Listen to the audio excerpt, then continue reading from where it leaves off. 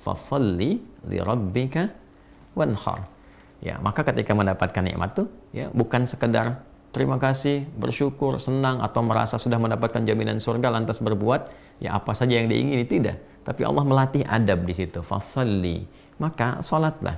Perbanyaklah konektivitas dengan Allah. Tersambung, jangan sampai punya hubungan yang tidak baik.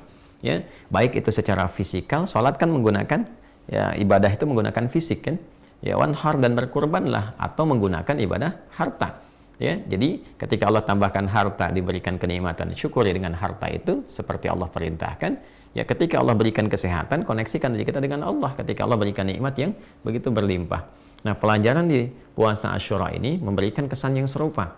Ketika Nabi Musa alaihissalam diselamatkan dan kaumnya dari kejaran bahkan ancaman, ya eksekusi dari Firaun dan bala tentaranya itu, maka yang pertama dilakukan apa? Ketika diselamatkan, mereka mensyukuri semua nikmat itu dan mengoneksikan itu dengan Allah Subhanahu wa taala. Ya, membangun hubungan baik dengan Allah. Ini pelajaran besarnya. Jadi jangan sampai ada orang juga menunaikan puasa Asyura tapi lupa dengan Allah. Itu poinnya. Ya, berapa banyak Anda yang diberikan kenikmatan harta oleh Allah? Apakah sudah mengingat Allah atau belum? Bagaimana dengan sholatnya yang walaupun tuh nggak usah bayar gitu? Allah sudah kasih Anda rumah yang begitu mewah, mobil yang sangat luar biasa, kehidupan luar biasa. Sampai seringkali Anda bikin konten untuk menunjukkan Anda berhasil ini dan itu, atau Anda tidak bikin pun Anda merasakan kenikmatannya. Tapi bagaimana hubungan Anda dengan Allah yang bahkan tidak menggunakan uang pun kadang-kadang masih malas untuk dilakukan? Maka bertakwalah pada Allah Subhanahu wa taala. Ketika Rasulullah SAW diberikan surga saja, perintah Allah pertamanya apa? Jaga hubungan baikmu dengan Allah, tingkatkan sholatmu. Itu yang menjadikan Nabi bangun malam sampai bengkak kakinya, sampai ketika ditanya oleh Sayyidah Aisyah radhiyallahu taala anha, kenapa mesti begini ya Rasulullah SAW? Ya, au kama qalat. Maka apa Nabi yang dijawab oleh beliau SAW? Afala akunu abdan syakura. Itu jawaban indahnya. Apa enggak boleh aku menjadi hamba yang bersyukur? Itu kalimatnya.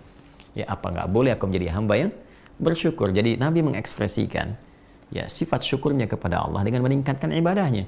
Sholat enggak bayar, apa enggak boleh ditambah gitu kan? Sementara Allah berikan sesuatu yang bahkan kalau kita kumpulkan amal kita enggak akan sanggup menandingi pemberian Allah itu.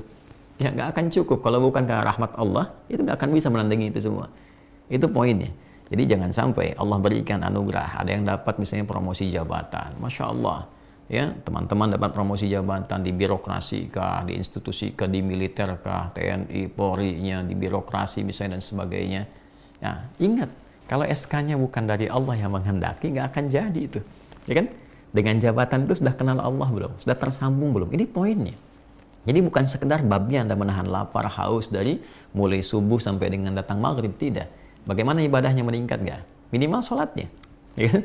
Nah ini, pun demikian dengan diberikan nikmat harta, nikmat pengetahuan. Jaga hubungan dengan Allah. Sholat, bagaimana baca Qur'annya. Baru kemudian masuk kepada bab hartanya, bagaimana sedekahnya dan sebagainya. Itu poinnya. Jadi ini dasar pertama kali yang ingin saya sampaikan bahwa ada tradisi-tradisi baik yang diakomodir, tapi pesan moral dan hikmah yang dibawa dari situ adalah bagaimana membangun kedekatan dengan Allah Subhanahu wa taala.